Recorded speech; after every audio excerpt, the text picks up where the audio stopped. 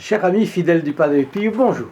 Mon nom est Jean Goyard et vous assistez au programme Grâce au Padre Pio.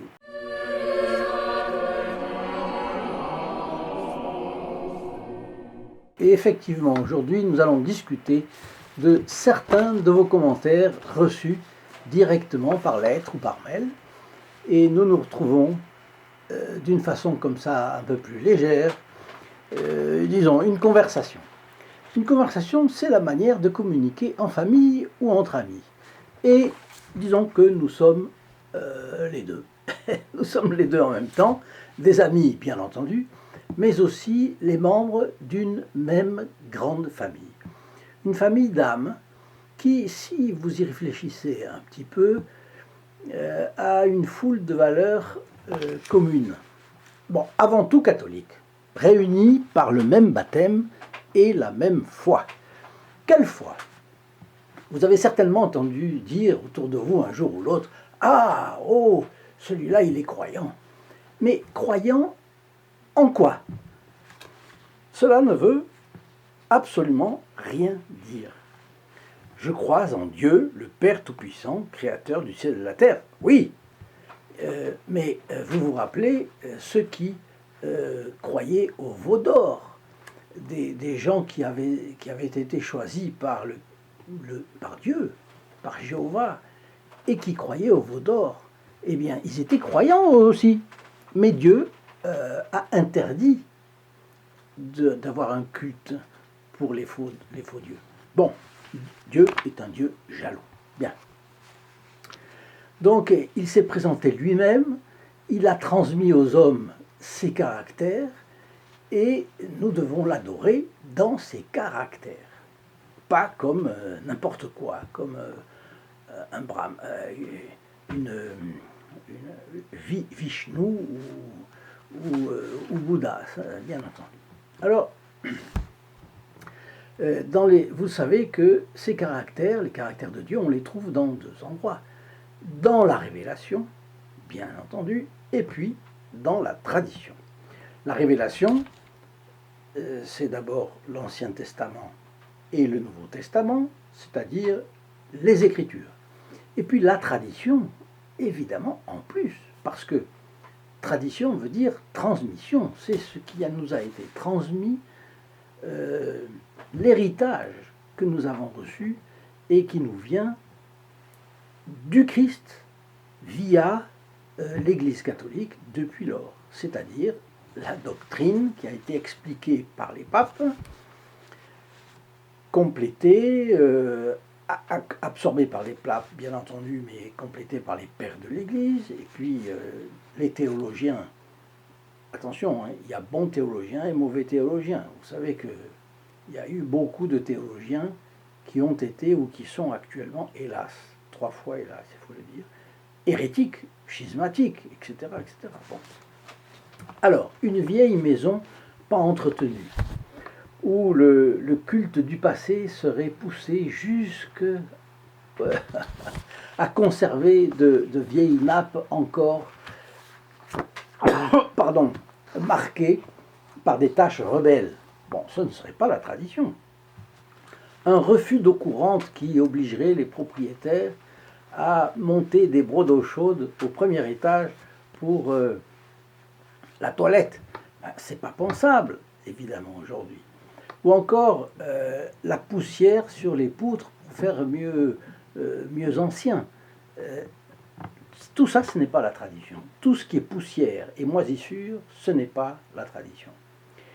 La tradition est un héritage où chaque génération apporte quelque chose. Chaque génération gravit des marches, apporte sa créativité, mais sans rupture. Et dans la tradition, il y a le corps de principes hérités, bien entendu, de l'histoire, mais débarrassés des choses qui se sont avérées inutiles ou lourdes ou mal inspirées, ou inspirées par des circonstances mais qui ne devaient pas être gardées. Et puis, disons, débarrassés, comment on pourrait dire, des scories du passé. Des problèmes nouveaux se posent. Par exemple, la voiture n'existait pas au temps de notre Seigneur Jésus-Christ, mais elle pose de nouveaux problèmes moraux. la conduite au volant pose un problème moral. Et oui, il y a une chose qui est évidente, l'Église a son mot à dire dans ces conditions. Au volant, on peut faire le mal moral, doubler dans un tournant, doubler quand il y a une ligne continue, ce sont dans une côte, tout ça, ça pose un problème moral. Donc, il y a des questions que nous avons abordées, par exemple, il y a quelques 2 ou 3 semaines. C'était la chose suivante. Absolument partout, il y a l'agression sexuelle. Agression sexuelle sur Internet, sur la télévision, dans les cinémas, dans les soirées. Partout, partout, partout. Dans les entreprises, dans la fonction publique, à l'école, à l'université. Bon. Et l'Église n'aurait pas son mot à dire sur le problème de la sexualité? Évidemment que si. Ce serait une superficialité absolument phénoménale de le nier. Bien. Ces questions, donc, on doit en parler. Et je crois que ce serait faire une discrimination anticatholique éhontée de le refuser à l'Église. Il est évident que cela concerne celle-ci et qu'elle a son mot à dire dans toutes ces questions, pour être fidèle à la mission que notre Seigneur Jésus-Christ lui a donnée. Soyez le sel de la terre. On ne peut pas, l'Église ne peut pas rester silencieuse au milieu des drogues, au milieu du suicide, qui est la première cause de mortalité des jeunes aujourd'hui. Ensuite, l'euthanasie, ensuite le massacre des innocents, ensuite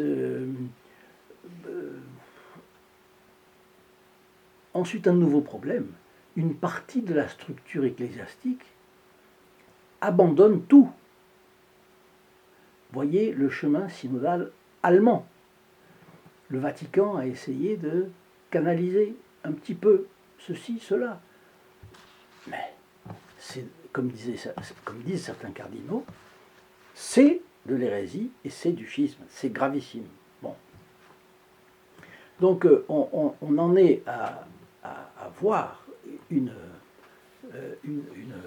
situation qui était insoupçonnable il y a un siècle, il y a même un demi-siècle, il y a même 10-15 ans. C'est insoupçonnable. Par exemple, la structure ecclésiastique qui est d'accord, une partie avec des manières de vivre à l'opposé du mariage, sexualité hors mariage, validation juridique de modes de vie communs qui n'ont rien à voir avec. Alors, il y a des circonstances historiques absolument insoupçonnées. Et dans la jungle des opinions contraires, de la propagande, de ceci, de cela, eh bien, nous avons un point qui nous réunit aujourd'hui ici. C'est savoir que l'Église catholique nous donne la boussole, elle est la boussole qui nous donne le nord, et là, nous le savons, c'est sûr. Et puis deuxièmement, notre très bon Padre Pio qui nous aide et qui nous est donné par l'Église comme modèle du prêtre de notre époque. Pas quelqu'un qui se soit distingué par la science, par la carrière, par l'intelligence. Il n'était même pas grand prédicateur, pas du tout, mais il s'est distingué par la vertu et par le sacrifice. Et il n'était ni évêque, ni cardinal, ni théologien vertigineux, comme je les appelle, mais il était prêtre simple capucin. Et en tant que prêtre, il confessait, c'était sa première mission, bien sûr, c'est la mission du prêtre, il allait dans les mains, il a la distribution des sacrements. Et deuxièmement, la messe, bien entendu, et puis comme moine, eh bien, il priait. Et il priait en particulier son chapelet. Et puis il avait tous les dons absolument extraordinaires que la Providence lui avait donné, en particulier le don de faire des miracles. C'est absolument extraordinaire. des dons aussi exceptionnels les uns que les autres. Voilà ce qui fait de nous une grande famille. Et notre premier message vient justement d'une amie qui nous est très chère parce qu'elle souffre. Et notre Seigneur Jésus-Christ prise la souffrance plus que tout le reste. Notre Seigneur Jésus-Christ prise la souffrance plus que tout le reste. La souffrance acceptée avec résignation. Donc, Edwige nous écrit le 28 février dernier, et elle nous commente son passage dans une église dont j'ai pu apprécier de nombreuses fois l'atmosphère intime et recueillie, disons, où l'on sent énormément la prédilection de la Sainte Vierge pour ses enfants. C'est la basilique du Saint-Sauveur à Rennes. À droite, quand on entre, se trouve une chapelle dont l'axe est perpendiculaire à la nef de l'église et où l'on pouvait, depuis l'église, prier à son aise. Il y avait des bancs dans le sens... dans le sens... vous voyez ce que je veux dire? Donc, vers la droite. Et on pouvait prier tout à son aise devant la statue de Notre-Dame des Miracles et Vertus, posée sur un autel de marbre majestueux. Et soudain, il y a peut-être 25 ans, la statue de Notre-Dame des Miracles et Vertus a été placée dans une petite salle du même côté, mais plus vers le fond de l'église. Il y avait une petite porte fermée à clé, derrière une petite salle, et c'est là qu'on avait mis Notre-Dame des Miracles et Vertus. J'étais absolument sidéré quand c'est arrivé, mais comme le sacristain de l'époque, il y a 25 ans, avait vu que nous étions deux, avait vu que nous avions beaucoup de dévotions, et il nous ouvrait la porte quand on lui demandait. Mais enfin, l'accès était fort limité. Je ne comprends pas comment les choses... je ne sais pas comment ça se présente aujourd'hui, mais je ne comprends pas comment on pouvait faire ça à l'époque, c'est-à-dire interposer une porte entre la dévotion des fidèles et la statue de Notre-Dame des Miracles et Vertus. Alors pourquoi était-elle miraculeuse? Parce que en 1357, Notre-Dame a protégé la ville des assaillants anglais qui creusaient une mine sous les remparts. On savait qu'ils le faisaient parce que dans la nuit, certains avaient entendu des bruits sourds qui venaient du fond de la terre, mais on ne savait pas par où cela allait arriver. Et une mine, on met des explosifs, ça explose, et vous savez ce que ça fait effondrer une muraille, et les adversaires rentrent facilement. Bon. Les habitants, tout à fait angoissés, sont venus implorer Notre-Dame des Miracles et Vertus pour lui demander son aide impérieuse. Bon. Qu'est-ce qui s'est passé? La statue de bois, elle portait l'enfant Jésus à gauche, comme ça, sur la main gauche. La statue de bois avait son bras sur la poitrine. Elle a décollé le bois, le bras de sa poitrine, et elle a indiqué une direction. Les gens sont allés dans la direction et au point précis, ils ont trouvé la mine qui se faisait. Donc évidemment, on a fouillé, on a découvert les pionniers qui creusaient. Et ils furent combattus tout de suite. Depuis 1357, un cierge a brûlé à perpétuité devant cette statue jusqu'à ce que la tradition semble se perdre depuis 60 ans environ. Bon. Une pierre, tout de même, gravée, indique la place où la mine a été découverte.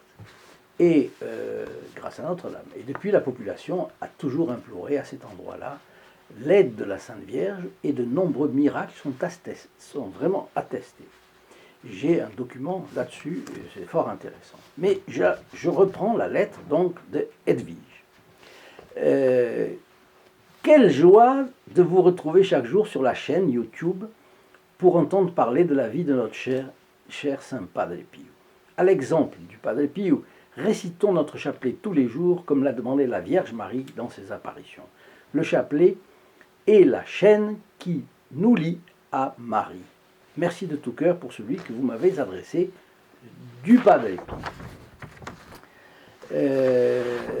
La croix est parfois lourde à porter sur un chemin rempli de ronces. En ce qui me concerne, la dernière épreuve, je l'ai eue en juin 2022 quand j'ai appris que j'étais atteinte d'un cancer généralisé incurable. Il fallait que je me prépare au grand départ. J'ai aussitôt demandé à recevoir le sacrement des malades. Et depuis, je m'abandonne à la volonté du Seigneur. Je sais par expérience que Jésus ne m'abandonnera pas. Sur ce chemin de croix, il me donnera force, courage, foi et espérance.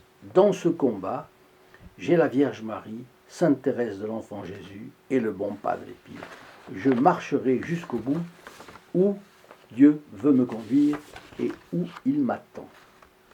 Je suis confiante, je suis dans la paix et la sérénité, mais je me recommande à vos prières et à celles des protégés du Padre Pio. Encore un grand merci pour votre apostolat et soyez assurés de mes prières. Alors, d'un côté, vous voyez quelqu'un qui est dans l'épreuve, c'est-à-dire il y a des moments dans la vie où on a des petites épreuves et après ça reprend, etc. Là, c'est une épreuve qui n'exclut pas des joies, est évident, mais c'est une épreuve qui pèse. C'est un peu une épée de Damoclès, même plus que ça. J'admire, je dois dire, la sérénité.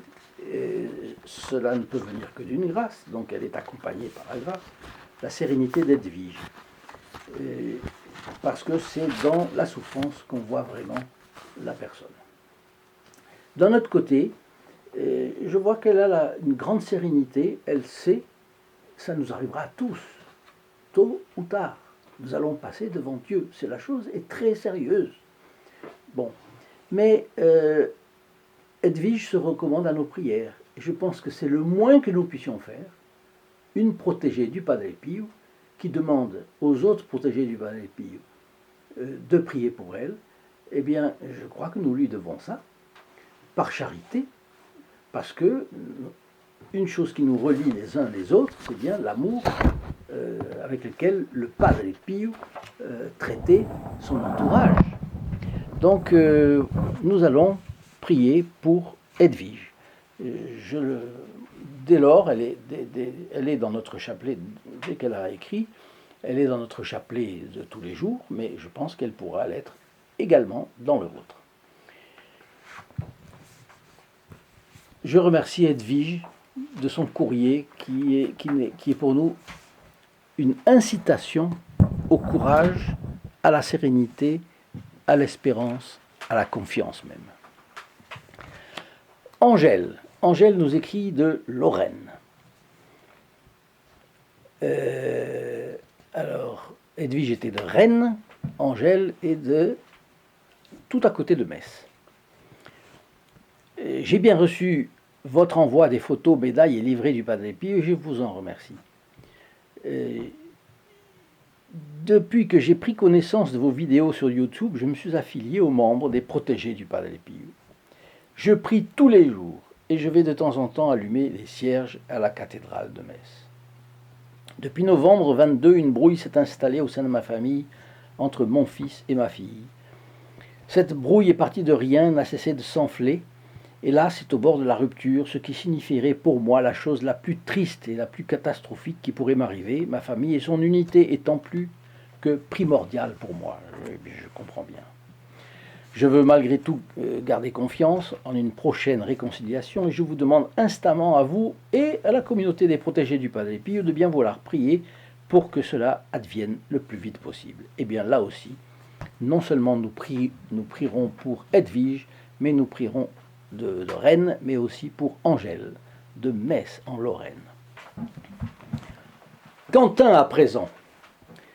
Bon, Quentin ne nous dit pas d'où il est. Je crois qu'il est près de Marseille, dans les Bouches-du-Rhône. Mais je n'en sais pas plus.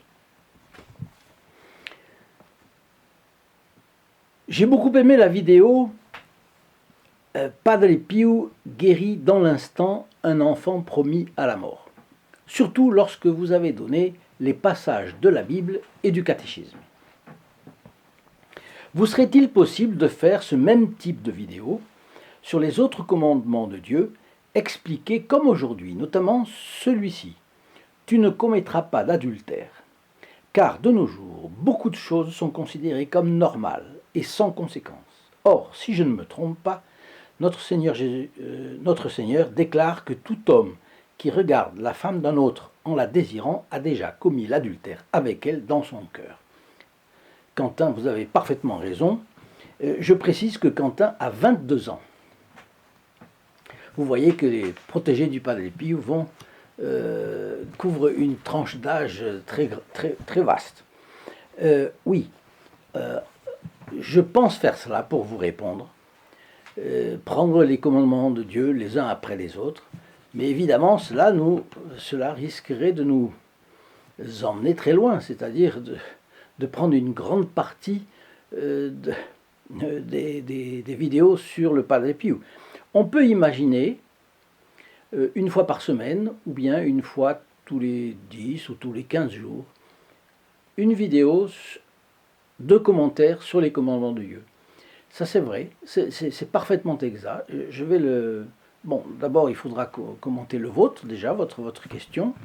Je le ferai avec plaisir, et puis prendre les uns après les autres. C'est parfaitement une bonne idée. Votre question, malheureusement, nous renvoie à la crise qu'il y a, qui est terrible, la crise actuelle où le catéchisme n'est pas transmis. Tout simplement, le catéchisme n'est pas transmis. Autrefois, c'était le b.a.-ba. Je me rappelle que des personnes me disaient déjà, quand j'avais une trentaine d'années, et c'était des personnes qui avaient mon âge maintenant, et qui me disaient, mais autrefois, à chaque sermon, les commandements de Dieu étaient pris en revue. Un dimanche, 3 ou 4 dimanches passés sur un commandement, et puis après ça, 4 dimanches sur un autre commandement, et ainsi de suite, et ainsi de suite. Et les fidèles avaient de la nourriture. Aujourd'hui, on fait de la paraphrase de l'évangile, et donc paraphrase, c'est nécessairement moins bon que ce que notre Seigneur Jésus-Christ a dit. Et puis, on n'aborde absolument pas les rapports entre la morale catholique et l'actualité. Ça, c'est un drame. C'est vraiment un drame. Je sais que le catéchisme est fait par des dames, souvent, parfois par des personnes qui n'ont même pas les certificats de moralité qu'il faudrait. Bon. Le fait est que le catéchisme n'est pas donné. Et je comprends, je connais plein de gens qui disent on fait du gribouillage, on fait des dessins et on ne fait rien d'autre. Non, c'est une vraie crise que nous avons et la transmission aux jeunes est vraiment catastrophique. Bon voilà, Quentin, votre lettre a été une très bonne occasion de commentaires. La quatrième est Anita. Anita qui nous écrit de Côte d'Ivoire. Voilà ce qu'elle nous dit. Je suis ivoirienne et je vous écris de Côte d'Ivoire. Merci de me recevoir parmi les protégés du Saint Padre Pio depuis le vendredi 24 mars 2023. J'admire Saint Padre Pio, que j'ai appris à connaître au fil des publications de la chaîne sur les pas du Padre Pio. Publications qui m'apaisent et me fortifient dans ma foi dans un moment de grand désert dans ma vie. Oui. On ne peut pas empêcher les grands déserts de traverser notre vie, et le Padre Pio disait que c'était dans les déserts que se fortifie la foi, parce que là on ne se raccroche plus à des impressions, mais on se raccroche vraiment aux principes, et on creuse, on approfondit, et on se raccroche au bon Dieu. Et c'est cela, nous devons nous détacher du monde pour nous accrocher à Dieu.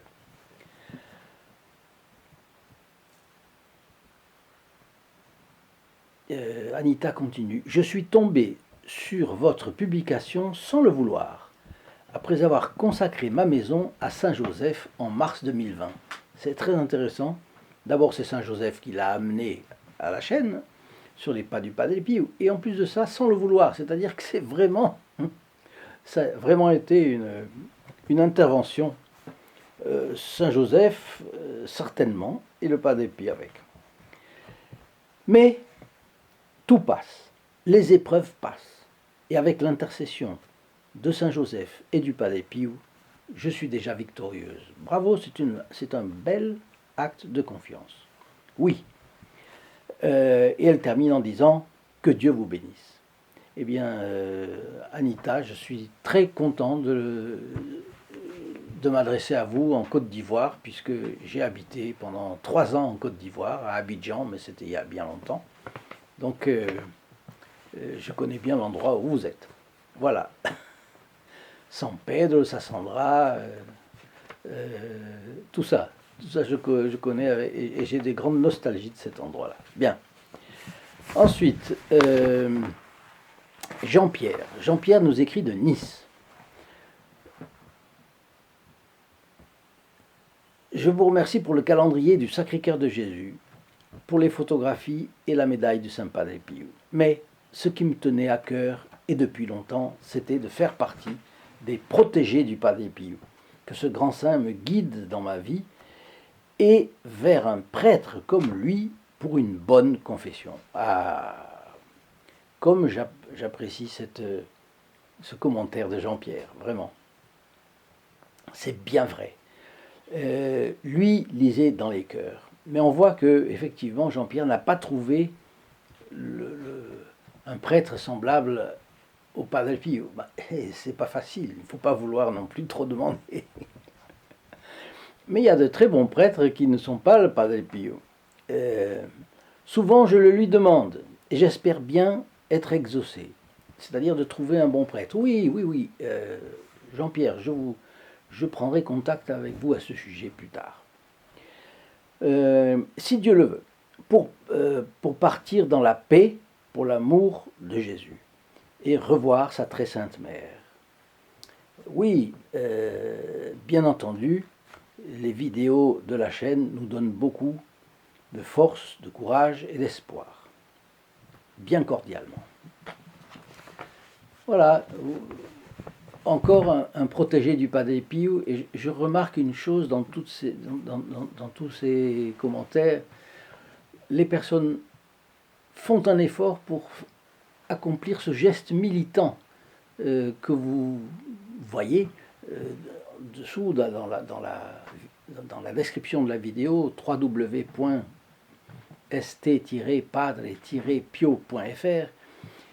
Ce geste militant, ils l'accomplissent le cœur léger. Et je vois que quand ils sont protégés du Padre Pio, ils ont des grâces spéciales, ils ont un contentement, une joie de vivre. Ça, je crois que c'est commun à tous. Ensuite, Jean-René, lui, nous écrit de la Réunion. Merci beaucoup pour le calendrier et les belles photos que vous nous avez envoyées. Ma famille et moi sommes ravis et émerveillés devant ces images captivantes qui amplifient notre désir de prier, de faire connaître ce merveilleux saint. Personnellement, je ferai de mon mieux pour participer au développement de cet apostolat. Merci au cœur sacré de Jésus. Voilà, une lettre parmi d'autres. J'ai pris vraiment de tous les côtés pour vous donner un peu un éventail, un échantillon intéressant. Et puis enfin, Audrey nous écrit du Morbihan. Elle nous écrit, et c'était il y a très peu de jours, le 24 avril. Je vous remercie de l'envoi des photos du Padre Pio, son portrait dessiné, le livret contenant une sélection de prières et de méditations, ainsi que pour l'accueil chaleureux de la dame de votre standard téléphonique. Je suis très content que cette dame, cette jeune fille en réalité, eh bien, soit très et transmis un petit peu l'esprit de notre équipe. Étant pour le moment en recherche d'emploi, je n'ai que de faibles revenus, mais je tiens tout de même à participer et à vous accompagner afin que d'autres foyers puissent bénéficier de la protection et des bienfaits de notre cher Padre Pio. Je renouvelle mes remerciements à tous les membres et à tous les protégés du Padre Pio. Je m'arrête un instant sur cette phrase.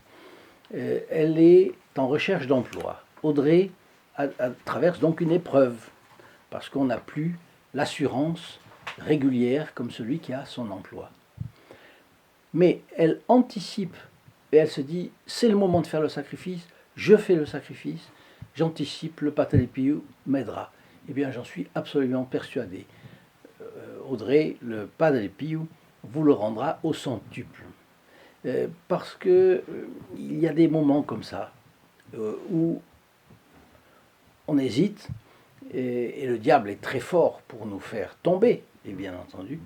Et j'ai rencontré une personne un jour, quelqu'un lui demandait pour une œuvre de salubrité publique, disons comme ça, lui demandait son aide. Et d'ailleurs c'était un de mes lointains cousins. Et il a répondu à cette personne, « Oh, mais je viens d'acheter une Alfa Romeo. » Il avait toute rutilante dans son garage. Ah, du coup, je n'ai plus d'argent. Entre la dépense d'une Alfa Romeo et ce que ce pauvre homme lui demandait, ma foi, il n'y avait pas de commune mesure. Et on voit bien que c'était une fin de non-recevoir, c'était une façon d'éluder. Et cette personne-là, l'aura-t-elle regretté un jour? C'est bien possible. En tout état de cause, ce que je remarque, c'est qu'Audrey aurait très bien pu tranquilliser sa conscience en disant non, non, mais j'ai des difficultés.